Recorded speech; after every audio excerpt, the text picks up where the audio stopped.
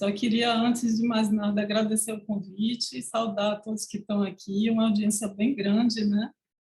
Então, agradecer ao Cabral, né, por ter feito o convite. A gente teve umas trocas na ocasião de uma live, foram curtas, e agora a gente está tendo a oportunidade de conversar mais, né? A Cibele também e a Daiane, pela organização, e toda a equipe da Tempest. Hoje, como a Cibele falou, eu vou falar sobre a web descentralizada. Deixa eu apresentar aqui os slides. Eu vou pedir para vocês me alertarem sobre o tempo, tá? Eu costumo falar até certo ponto lento e, ao mesmo tempo, me perco no tempo, né? Então, a gente começa essa apresentação sobre essa perspectiva do que a gente vai ter em termos de internet, do que virá, né? Eu fico muito feliz de ter um evento em homenagem ao Alan Turing e, ao mesmo tempo, gostaria de resgatar um pouco a história e lembrar que a ciência da computação ela nasce através da diversidade, porque ela tem também uma mãe, que é a Ada Lovelace. A Ada, que é uma filha de poeta, quando a Ada, através dos seus estudos, que ela também era matemática, isso por volta de 1815, quando ela nasce, e depois ela começa todo um estudo de lógica influenciado pela mãe, e ela consegue perceber que aquele experimento do Charles Babbage, que era uma máquina analítica que permitia cálculos numéricos, ela também era capaz de gerar outras coisas, gerar palavras. E ela se pergunta, será que eu não consigo, através dessa máquina, trabalhar um código que gere palavras e, quiçá, poesias? Então, a partir daí, a Ada concebe o conceito de algoritmos, que é o que norteia hoje toda a ciência da computação, e é considerada a primeira programadora, né? E, ao mesmo tempo, já de uma forma visionária, ela mostra todo o potencial que a ciência da computação tem, e, na época, ela chama essa ciência de ciência poética, o que é extremamente interessante, porque a gente consegue já perceber toda a capacidade de interação, de interdisciplinaridade que a computação tem com as diversas ciências e áreas, e a ciência poética alia as artes, a matemática, a lógica. 100 anos depois é que o Turing vem e que formaliza todas essas ideias brilhantemente através da máquina de Turing. E, como o Cabral falou, infelizmente, na época, ele não foi reconhecido, ele foi muito machucado e, inclusive, teve um destino trágico por conta da sua homossexualidade. E o Turing e a Ada representam o que a gente gostaria em termos de sociedade, uma sociedade mais diversa, mais inclusiva, uma sociedade que respeite as diferenças e combata os preconceitos. E essa sociedade é a sociedade que os japoneses eles visam quando eles lançam, em 2016, o Manifesto da Sociedade 5.0.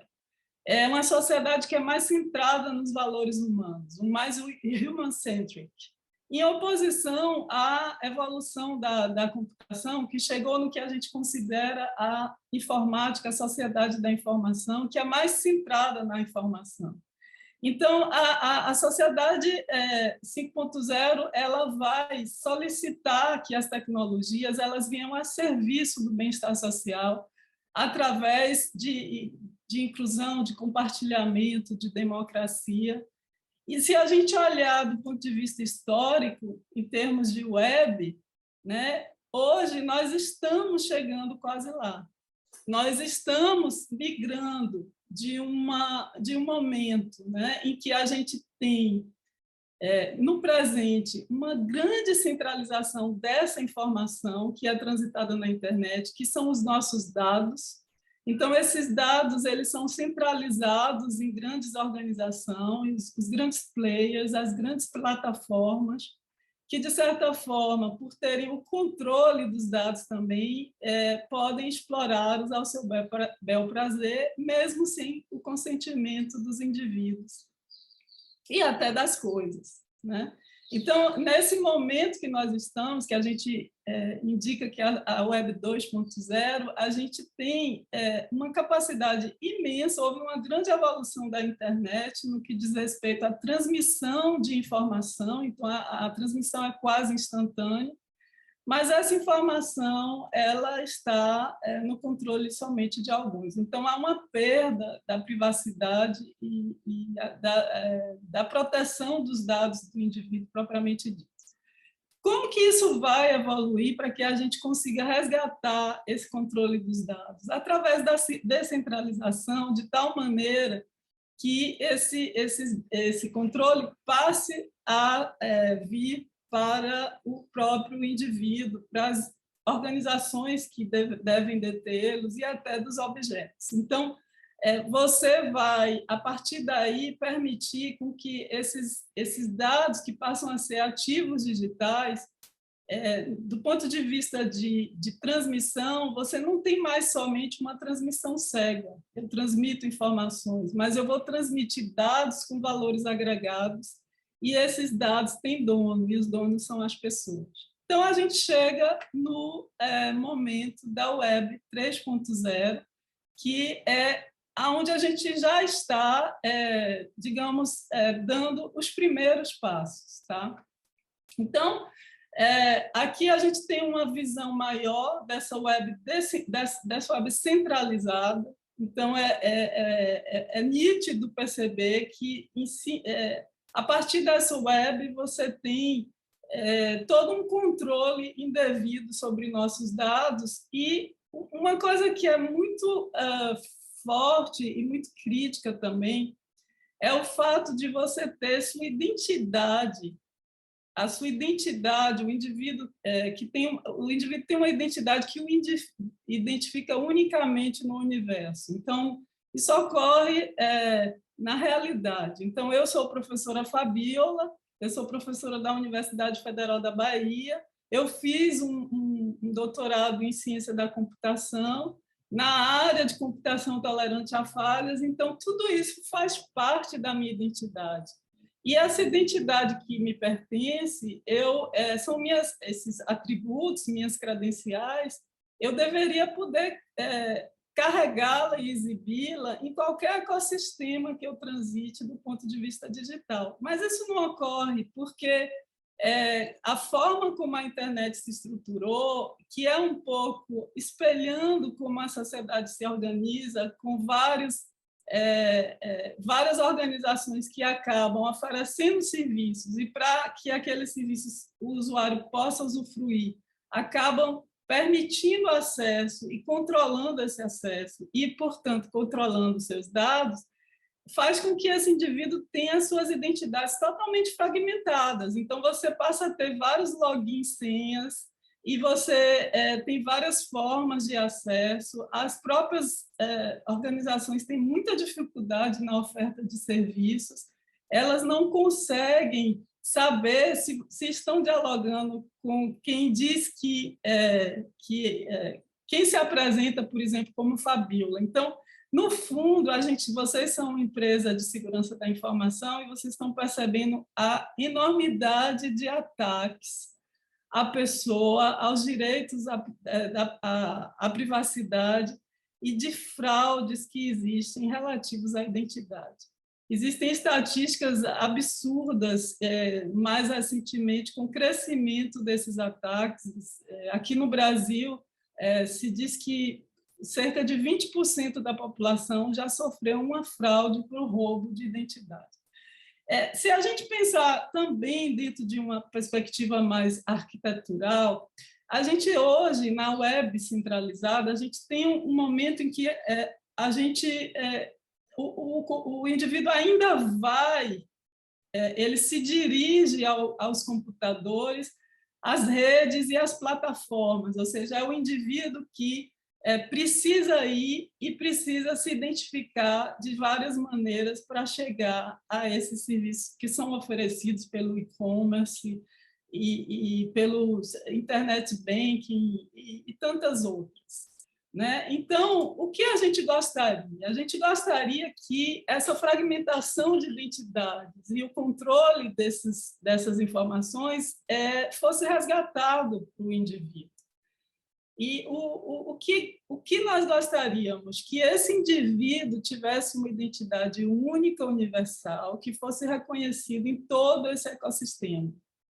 E isso é possível através da oferta de uma identidade digital descentralizada e autossoberana, ou seja, uma identidade que vai o indivíduo, as coisas e as diversas entidades na nova internet vai ser única e ele vai poder usar essa mesma identidade, seja para acessar um serviço bancário, seja para acessar um serviço educacional e qualquer serviço possível. Tá? Ao mesmo tempo, esse indivíduo passa também a ter o controle sobre os seus ativos, ou seja, os ativos digitais que os indivíduos têm propriedade, como ocorre na vida real, eles vão ser do indivíduo e não das empresas que criaram aqueles ativos. Então, os tokens não fungíveis, os NFTs, têm dono, e essa propriedade ela vai estar muito bem registrada nesse ecossistema, da mesma forma que os diversos tokens digitais e as criptomoedas, por conseguinte.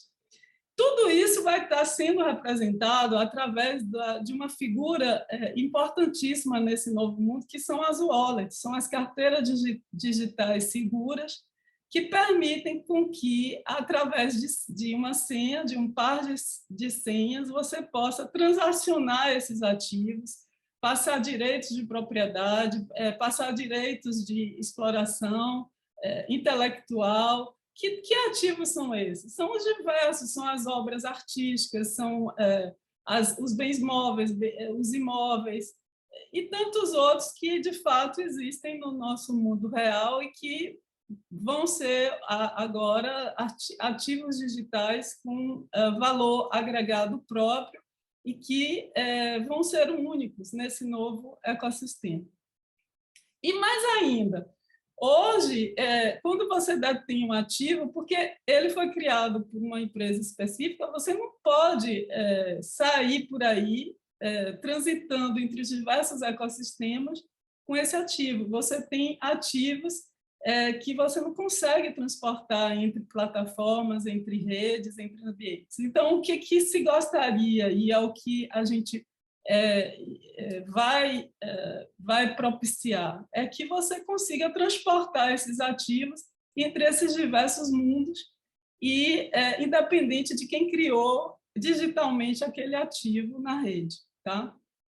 E uma tendência que vem cada vez mais crescente, né, que é muito influenciada pelo universo lúdico dos games e até, de certa forma, das redes sociais, você vai ter a possibilidade de transitar entre mundos que se confundem entre o real e o virtual e o digital, de tal forma que você vai ter experiências imersivas, como no metaverso. A gente vai ter uma palestra logo mais, e você tem aí a possibilidade de carregar também esses ativos de maneira única, ou seja, todo esse mundo é o que a gente chama a web descentralizada, e aí você percebe que você está tendo essa aproximação que foi tão falada na época que a gente despontou para a internet das coisas, para a computação ubíqua e pervasiva, em que você tem computadores permeando os ambientes, interagindo com os indivíduos, as coisas interagindo com os indivíduos entre si, de uma forma ubíqua e quase imperceptível. Então, você vai ter agora esse mundo se aproximando mais do indivíduo. Então, você vai ter uma aproximação não somente do ponto de vista tecnológico, mas também do ponto de vista humano, preservando exatamente esse direito fundamental, que é o direito à privacidade. Então, só para vocês terem uma ideia, aqui tem um quadro, né, que eu busquei. Na internet vocês podem ver, né, diversos estudos já. A gente tem vários exemplos de sistemas que já vêm sendo oferecidos com essa perspectiva da descentralização, né? Por exemplo, você tem um navegador que é centralizado, a gente usa aqui, eu estou usando, por exemplo, o Chrome, você já pode usar um Brave, que é um navegador descentralizado, e que vai poder, inclusive, agregar outros elementos que você não consegue, como, por exemplo, os dados, os seus comportamentos, os seus likes, os seus sentimentos, eles, de certa forma, são usados para a monetização das empresas centralizadas e, no caso, você pode usar para monetização dos próprios indivíduos, que estão gerando todo aquele conjunto de emoções ali. Então, isso ocorre também nas redes sociais. Você tem a Steemit, que é uma rede que vai evoluindo, né? E que já é uma rede também que traz essa perspectiva de você estar valorizando, você está autorizando o uso de informações que você gera naquela rede e você ainda está monetizando em relação a ela, né? A gente tem o YouTube, que é o grande player de streaming, mas a gente já existem sistemas como o Theta que vão oferecer streaming descentralizado, não vai ter controle centralizado. E, na mesma perspectiva, você vai conseguir valorizar as informações que você gera ali, monetizando de uma maneira mais direta, mais transparente, mais adequada. E existem vários outros exemplos, eu não vou apresentá-los aqui todos, mas fica aqui para vocês terem uma noção. E resta aí a questão a gente pode sonhar, é possível sonhar, mas como é que a gente implementa esse sonho da web descentralizada? Então, a implementação ela vem através de uma tecnologia disruptiva, que é a blockchain, que vai mudar toda a forma como as diversas relações elas vão ser estabelecidas nesse universo digital, e isso faz com que se mude do ponto de vista real, porque ela vai permitir que esses ativos possam ser transacionados diretamente entre as partes interessadas, sem a necessidade de intermediários. E tudo isso de uma forma bastante segura e com várias propriedades que a gente vai ver logo mais, que fazem com que a blockchain seja uma tecnologia bastante robusta para dar sustentação a essa nova web que está por vir. Então, aqui eu tenho um slide que mostra o que é essa tecnologia. Tá? Eu vou interromper aqui só um pouquinho e não sei se nesse momento aqui, até então, vocês querem abordar alguma coisa. Eu acho que, Cabral, a gente tem as perguntas no final do bloco, não é isso? É isso, professora. Pode seguir, se quiser. Então, vamos lá. A gente tem aqui... O que é a blockchain?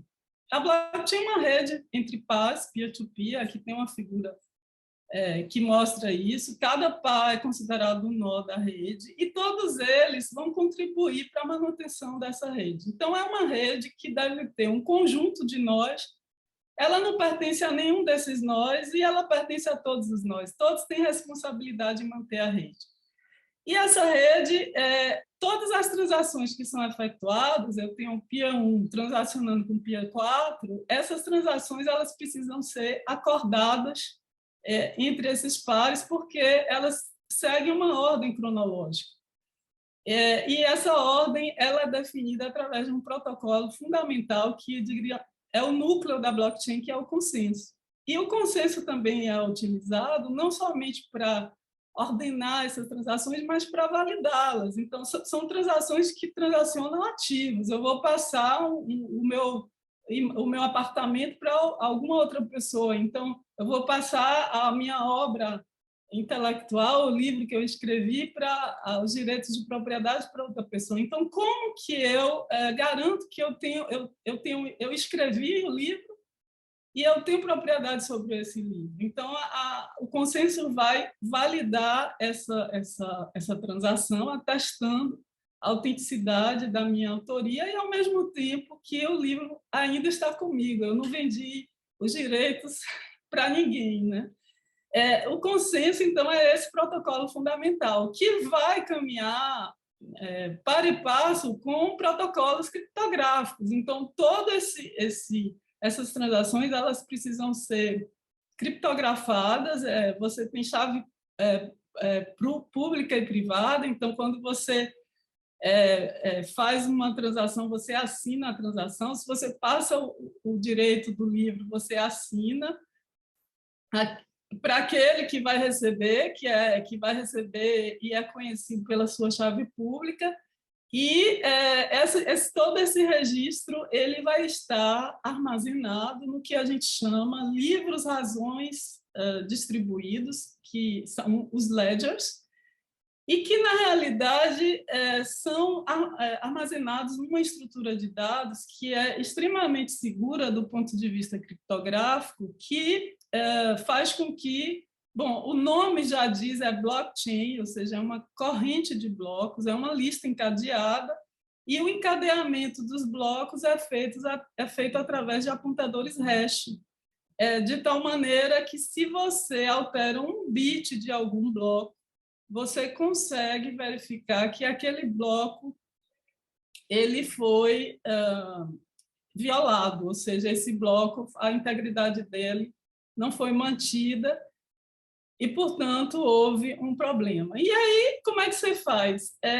Como você vai ter esse ledger replicado em toda a sua rede, ou seja, todos os nós que mantêm essa rede têm uma réplica dessa blockchain, desse ledger, percebe-se que houve a violação e rapidamente você consegue recuperar o ledger correto. Tudo isso vai funcionar com esses protocolos todos de consenso e criptográficos, que são escolhidos, né, baseados no estado da arte, das pesquisas que se fazem nessas áreas, e você vai ter uma estrutura extremamente robusta. E esses ativos digitais? Esses ativos digitais que você transaciona, eles podem ser ativos passivos, como, por exemplo, as criptomoedas. Então, você transaciona um Bitcoin, um Ether, uma Sol, enfim, qualquer ativo digital que represente algum bem que tenha um valor, mas essas transações podem ser estáticas, mas elas podem ser dinâmicas. Você pode colocar ali naquela blockchain verdadeiros códigos executáveis que vão ficar executando dentro da blockchain e que vão ter certas cláusulas que vão ser, digamos, realizadas ao longo do tempo. Né? Então, você pega um contrato de seguro, por exemplo. Você pode registrar ali na blockchain, eventualmente, numa safra, se tiver chovido muito, aquele agricultor fez o contrato de seguro, e aí tem uma cláusula lá que vai ser iniciada, e essa cláusula vai indicar para a seguradora que é preciso pagar um seguro, porque o agricultor perdeu a safra. Isso é um código, é uma verdadeira máquina de Turing completa rodando ali na blockchain. E são os contratos inteligentes, os smart contracts. Para que essa rede toda funcione, né? E aí entra uma perspectiva de que essa rede pode ser uma rede que tem uma escala global e planetária, e pode ser assim, a gente tem um exemplo do Bitcoin, que é o pioneiro. Você precisa dar algum incentivo para esses pares. Os pares precisam, eles executam computação, a depender do protocolo de consenso, eles têm um gasto computacional e energético muito grande, E você vai precisar dar incentivos para esses PIAs para que eles façam esse trabalho, né? E esse incentivo vem através dos tokens. Então, quem participa do consenso do Bitcoin ganha Bitcoins também para manter a rede. E esse mecanismo de incentivos é uma inovação que é trazida, inclusive, pelo Bitcoin, e que permite, através de teoria dos jogos, né, um ganha-ganha para todos. Então, todos que participam da manutenção da rede ganham, e aqueles que usufruem dessa rede também ganham. E aí você tem todo um mundo de tokenização possível, que é incorporada diretamente na tecnologia. Então, do ponto de vista computacional, por tudo que eu falei aqui, a gente percebe que a gente tem a blockchain como uma máquina de confiança, como uma rede que vai garantir perfeitamente as propriedades da segurança da informação. A confidencialidade, tudo vai estar muito bem criptografada, a integridade dos dados, né? Os dados são, até certo ponto, invioláveis, e a disponibilidade, porque você vai ter uma tolerância a falhas completa ali, com a replicação em todos os nós do ledger que mantém a rede. E, além de tudo, o consenso te garante as decisões atômicas, e todos ou validam uma transação ou não validam, e, portanto, você tem ali todas as propriedades conhecidas de banco de dados, que as propriedades ACID. E não é à toa que, muitas vezes, quando você ouve falar em blockchain, alguns autores dizem que a blockchain é uma base de dados replicada com tais e tais propriedades. Eu, particularmente, não gosto dessa visão, porque a blockchain é muito mais que uma base, né? Ela é toda uma tecnologia que tem um conjunto de elementos agregados que permitem com que ela tenha todo esse potencial de atender aos anseios que a gente tem na Web 3.0. Então, você tem um conjunto de propriedades que vai te permitir vários avanços, né? Você tem a descentralização, que com isso você não vai ter a concentração de poder, ou seja, você vai ter uma confiança compartilhada entre os pares, ninguém é dono de ninguém e todos são donos dessa blockchain, então todos têm que zelar pela blockchain. Altamente disponível e íntegra, como a gente já falou. Você tem uma rede que tem transparência, porque todas as operações que são realizadas podem ser auditadas, você tem metadados que permitem que você faça toda a rastreabilidade da informação que ali transita, e, ao mesmo tempo, você tem, na realidade, por princípio, você tem os sistemas sendo realizados através de código aberto. Então, você não só rastreia o que o caminho, né, das transações, mas você também vai rastrear o código que está manipulando aquelas transações. Isso é muito interessante, isso é muito legal, mas você fica vulnerável. Vocês que são da área de segurança da computação sabem que, se você abre o código, você tem uma fonte ali de ataque, então o código tem que ser muito bem escrito. É por isso que hoje as blockchains são desenvolvidas por redes imensas de empresas, né?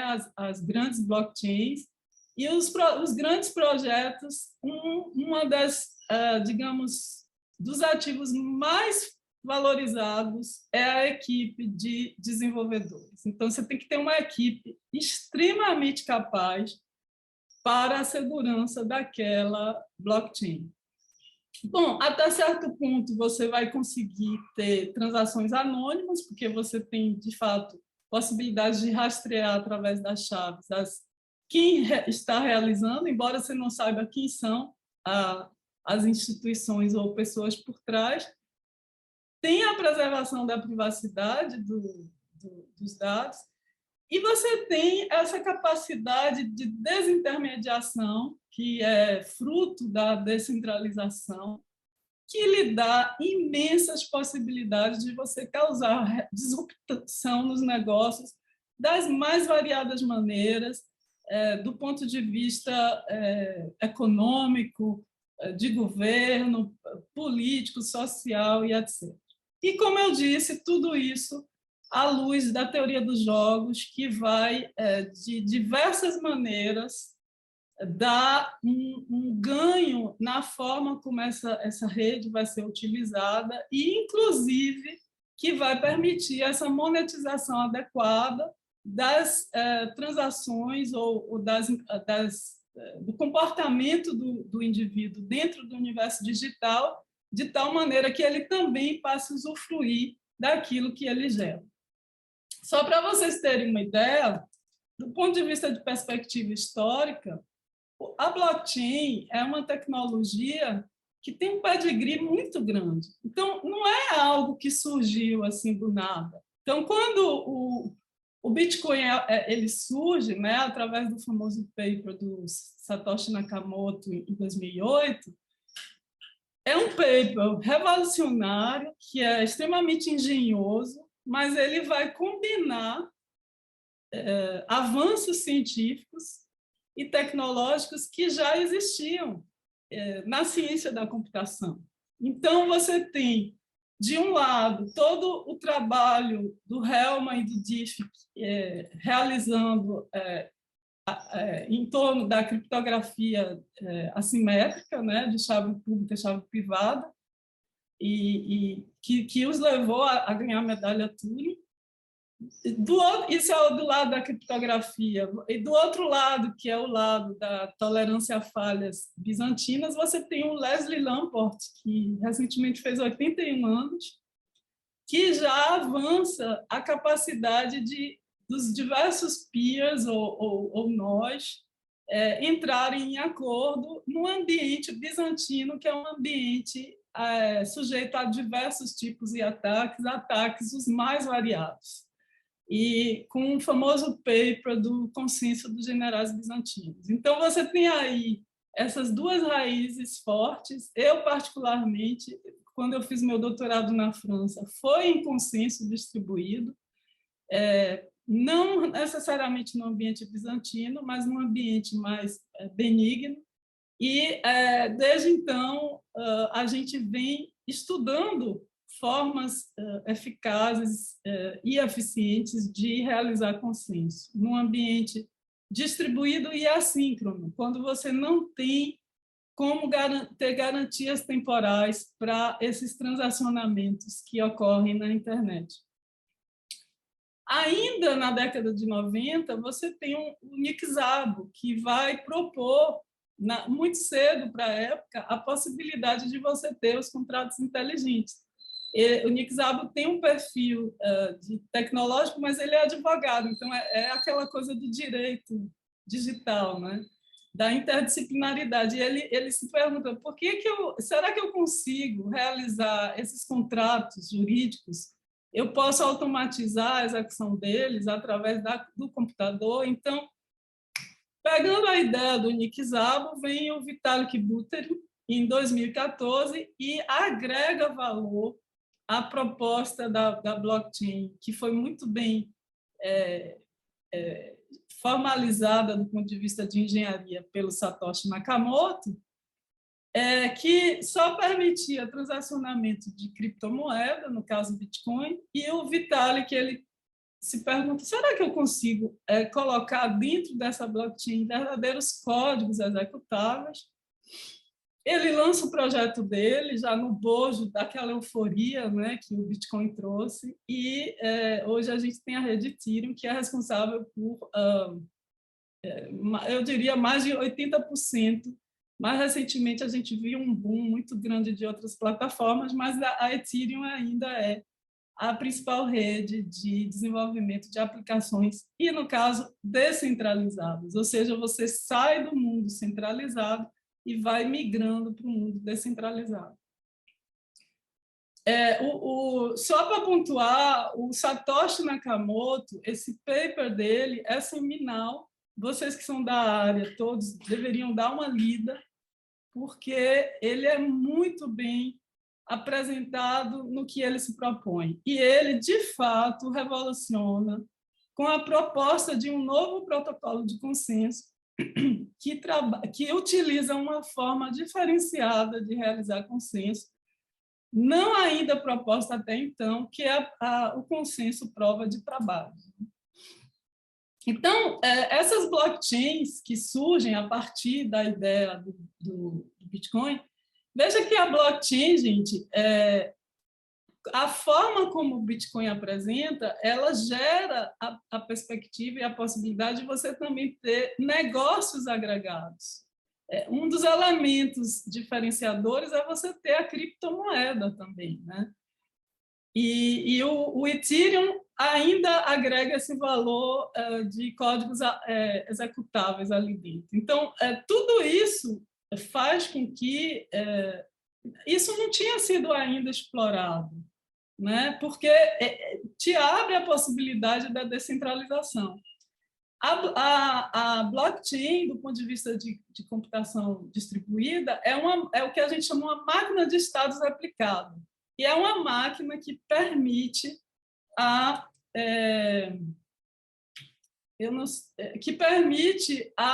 realização de operações acordadas e que vai viabilizar, por exemplo, a consistência dos diversos servidores replicados que a gente tem oferecendo os diversos serviços hoje que são oferecidos em nuvem.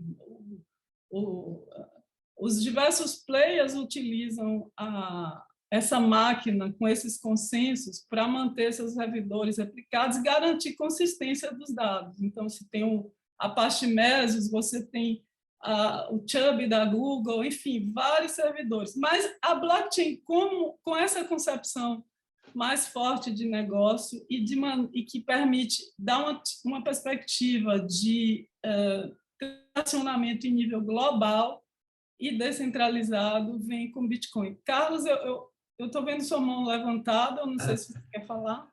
Sim, professora, não, é só para, como você tinha pedido para a gente avisar com relação ao tempo, a gente tem mais uns 7 minutos, tá bom? Só? Vou correr aqui, tá? Então, eu preparei bastante coisa. Então, a gente tem o Bitcoin com um novo consenso, que é um consenso que tem seus prós e seus cons.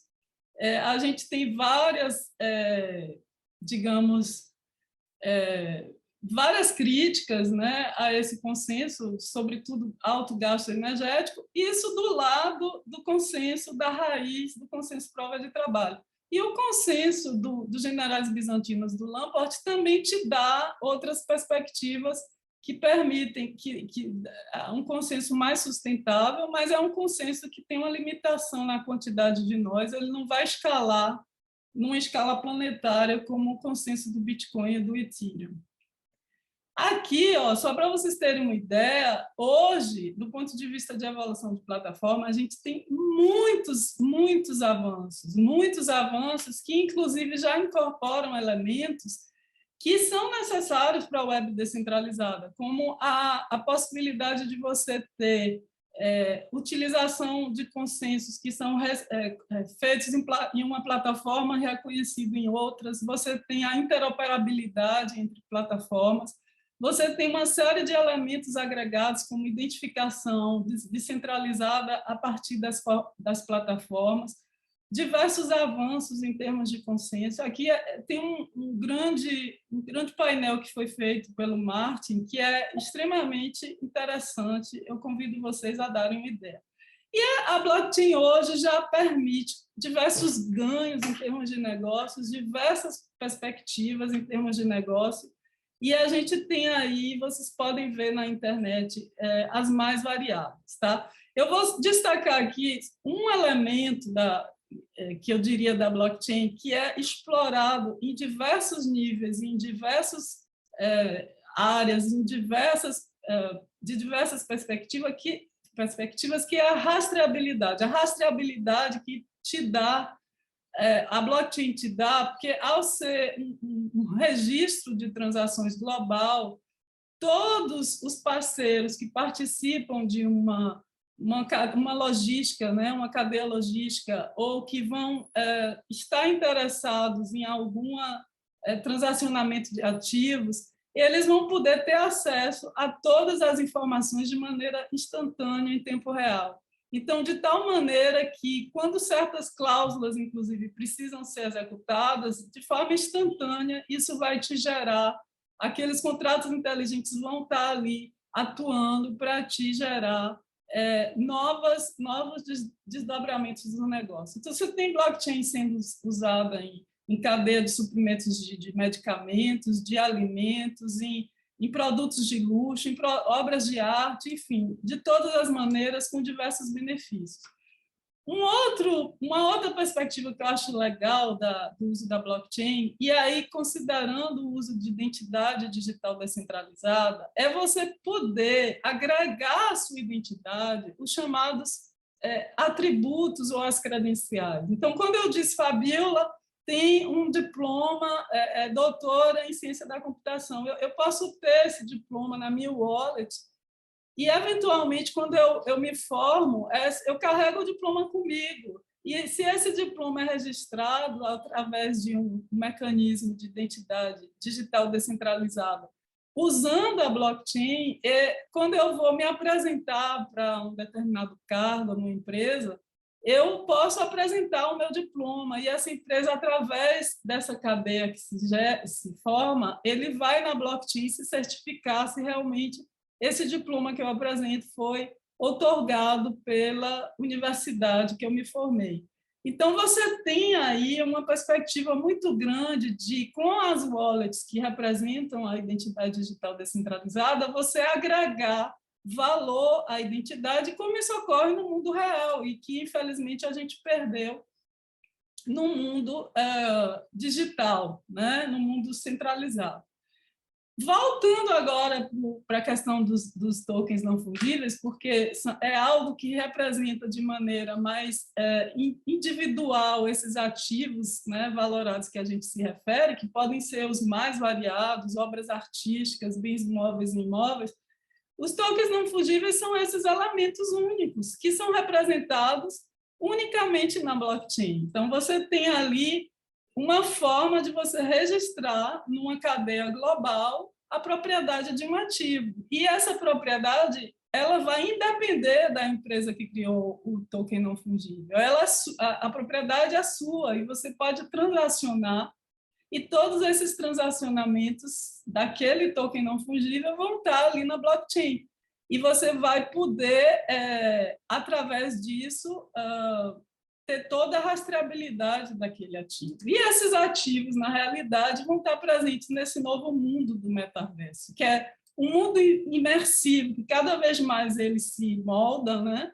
E oferece várias perspectivas positivas e outras também que não são tão positivas, a gente vai ver logo mais com a Helenice, né? Então, você tem um universo imersivo que só vai funcionar do ponto de vista tecnológico se esses tokens você puder carregar no braço, você transporta esses tokens para os vários ambientes que você vai transitar. Sua identidade é única, você é reconhecido em qualquer universo, metaverso e qualquer ambiente digital que você possa ter, né? Então, essa identidade única é importantíssima. Então, para isso, você tem que ter essa experiência que é interoperável, ou seja, você sai entre plataformas e sai entre ambientes, isso tudo tem que ser viabilizado. É uma experiência que é síncrona, você tem que estar ali presente e você tem que ter a perspectiva instantânea do que você está vivenciando dentro daquele universo.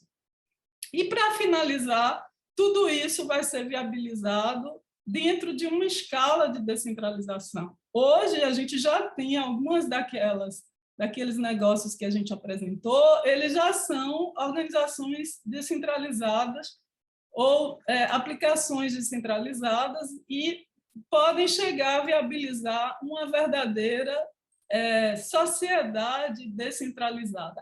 Aí, no caso, é importante que a gente entenda que a descentralização ela vem não só do ponto de vista de processos, mas também na automatização dos processos. Ou seja, é você fazer a programação dos contratos inteligentes e permitir com que aquela aplicação ela tenha vida própria, ela seja autônoma. Aquelas cláusulas vão se auto-executar e tudo isso tem que estar muito bem regulamentado, legislado, com uma governança muito bem estabelecida e que exige consenso. Se a blockchain te oferece um consenso através da tecnologia, para que esse consenso funcione, você precisa de um consenso entre os diversos atores da sociedade para que essa tecnologia seja bem utilizada. Então, eu acho que aqui eu termino minha apresentação. Eu teria só uma mensagem para passar para vocês, mas eu acho que já extrapolei o tempo, né? Só, não sei se dá tempo aqui, Cabral. Por favor, fique à vontade. A mensagem que eu queria passar é a seguinte, gente. É importantíssimo que nós, como desenvolvedores, né, cientistas da computação, que a gente zele para que, de fato, essas perspectivas que se abrem com a web descentralizada ganhem muito naquilo que a tecnologia oferece, em democracia, inclusão, diversidade, sociabilidade, ética e valores humanos. Então, a gente nunca pode perder esses elementos de perspectiva, porque é uma tecnologia que tem um poder imenso de transformar para o bem, mas, como sempre ocorre com artefatos tecnológicos, eles podem ser mal utilizados. Então, obrigada a todos pela escuta e fico à disposição para as perguntas. Nossa, excelente apresentação, professora. E choveu a pergunta, tá? Eu vou tentar compilar algumas aqui para a gente poder aproveitar o tempo e tentar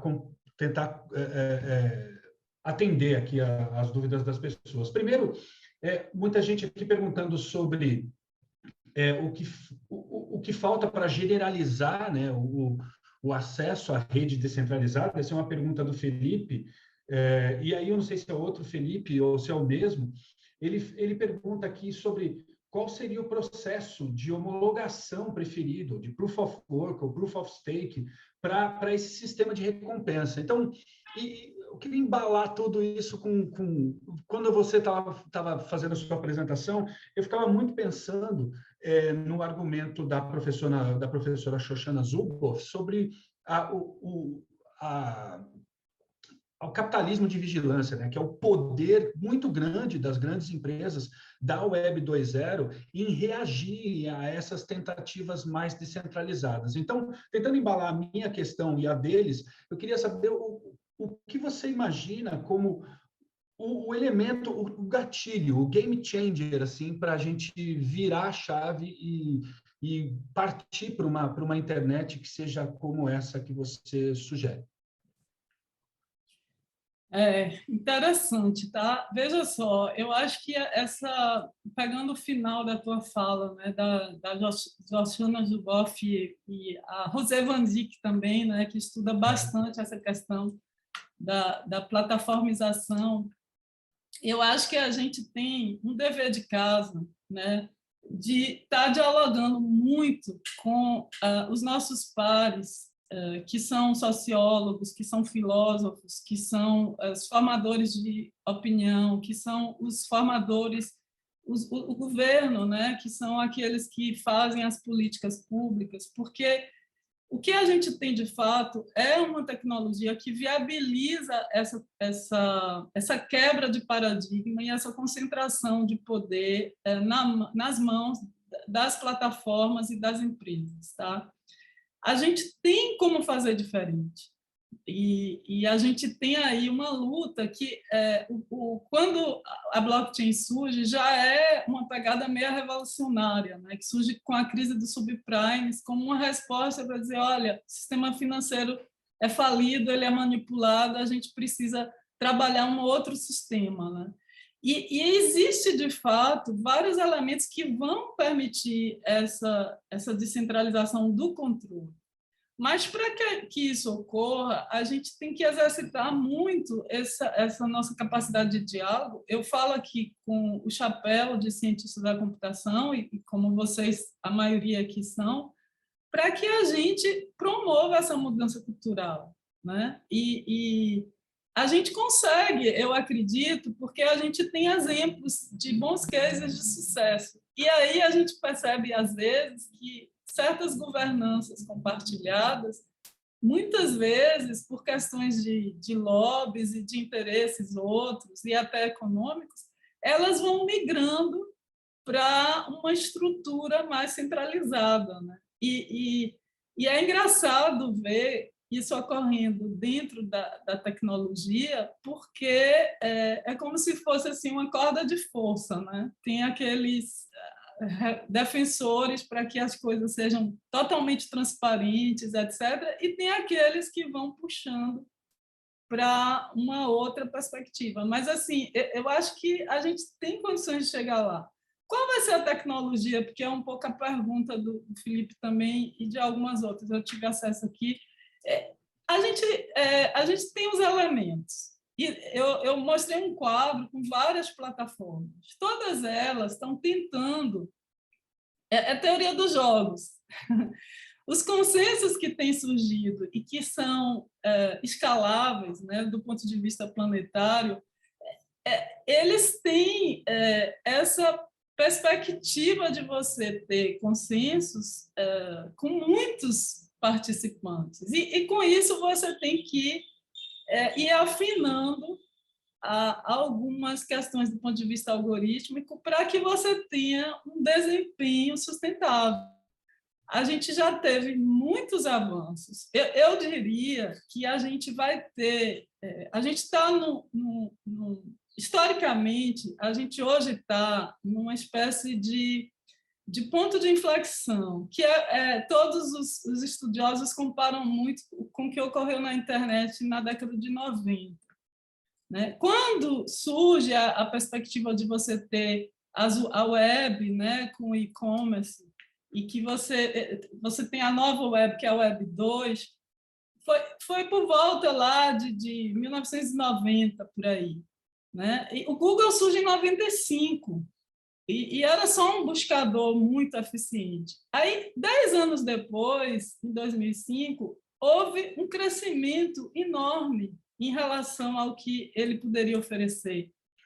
Nós estamos mais ou menos nesse mesmo momento. O Google, em 2005, ele era já uma grande empresa. Hoje, ele é basicamente uma das maiores, ou seja, 20 anos depois, a gente tem um boom de mais de 50% da população usando a internet, graças a essas plataformas. A blockchain surge em 2008, 10 anos depois é 2018, é agora. Então, a gente está nesse momento da inflexão. E existe muito recurso financeiro, do ponto de vista econômico, vários grupos investindo nessa tecnologia da blockchain e de todos os agregados, e muito capital humano. Eu recentemente li um artigo do MIT, e um dos grandes investidores coloca o seguinte: eu fiz uma estatística e no MIT 50% dos cientistas da computação que estão se formando estão vindo trabalhar na blockchain. E vêm trabalhar também porque acreditam nessa disrupção da descentralização. Então, o futuro está aí. Eu não posso perder essa oportunidade. Com certeza. Eu só vou pegar mais duas perguntas aqui. A primeira delas aqui foi um participante anônimo que ele fala sobre aquela questão que é típica, pode ser paradoxal ou não, não sabemos, da tecnologia de blockchain, né? Que ele pergunta sobre a questão da escalabilidade, né? Porque quando a gente fala de blockchain, a gente está falando de armazenamento de volume imenso, né? de informação, e queria saber como é que você vê essa questão da escalabilidade. Eu já vou engatar a segunda pergunta aqui, para a gente encaminhar para a palestra da Helenice, que é com relação a onde as pessoas podem saber mais sobre a sua produção acadêmica, para ler mais sobre o que você publica, professora? Tá. Então, essa questão da escalabilidade, Cabral, é um dos pontos chaves em termos de evolução, né? Então, você tem toda a academia, pesquisas científicas sendo realizadas para você ter consensos mais sustentáveis, que são escaláveis, mas que não têm gastos energéticos. Só para, do ponto de vista de consenso, né, que exige computação, você tem as duas correntes, os consensos à la Bitcoin, que é prova de trabalho, que exige mineração e, portanto, muito gasto energético, porque são consensos probabilísticos e que, enfim, têm uma complexidade exponencial, e você tem os consensos determinísticos, que são à la consenso bizantino, que tem uma complexidade que é normal, né, na latência da rede, que é quadrática, na verdade, em relação ao número de nós, e que são consensos muito eficazes. Então, os dois têm limitações. O consenso Bitcoin não é escalável do ponto de vista de sustentabilidade, mas é escalável na quantidade de nós. O outro é escalável em termos de sustentabilidade, mas não é escalável na quantidade de nós. Então, onde é que estão as pesquisas, no caso científicas? Uma aproximação desses dois consensos. É o chamado consenso híbrido, né? E aí você está vindo essa migração de prova de trabalho para Proof of Stake, que é prova de posse, que usa elementos do consenso bizantino para fazer o consenso entre os stakes, e aí você já tem uma aproximação que vai te dar coisas muito boas. Do ponto de vista de storage, a blockchain não vai armazenar tudo, gente. A gente ainda tem tudo que a gente construiu em termos de computação, com os bancos de dados distribuídos, né, com toda a arquitetura de software, tudo isso continua a funcionar, só que ela vai se adaptar ao mundo descentralizado. Então, você vai ter informações que dizem respeito às empresas que não vão estar na blockchain. Então, na blockchain você vai ter poucas chaves, vai ter muitas decisões que passam a ser feitas off-chain. Você vai ter elementos de cálculo que são feitos em side-chains, que são blockchains paralelas e não necessariamente aquelas principais. Então, existe todo um conjunto de artifícios e aí computacionais que permitem que essa sustentabilidade, essa escalabilidade aconteça. Aonde buscar informações sobre o que eu faço, tá? Quando a gente dá Google hoje, aparece tudo, né? Até bem pouco tempo eu mantinha meu site do grupo de pesquisa que eu coordeno, que é o Gaudi, que o nome é do arquiteto barcelonês mesmo, porque para mim ele é disruptivo e revolucionário em tudo que fez. Grupo de Algoritmos e Computação Distribuída, Gaudi, .dcc, Departamento de Computação, .ufo.br. Então, tem muita coisa ali, tá? Mas eu diria que se vocês fazem um Google, vocês vão ver também, no Google Scholar, a maioria dos meus artigos está por ali, certo?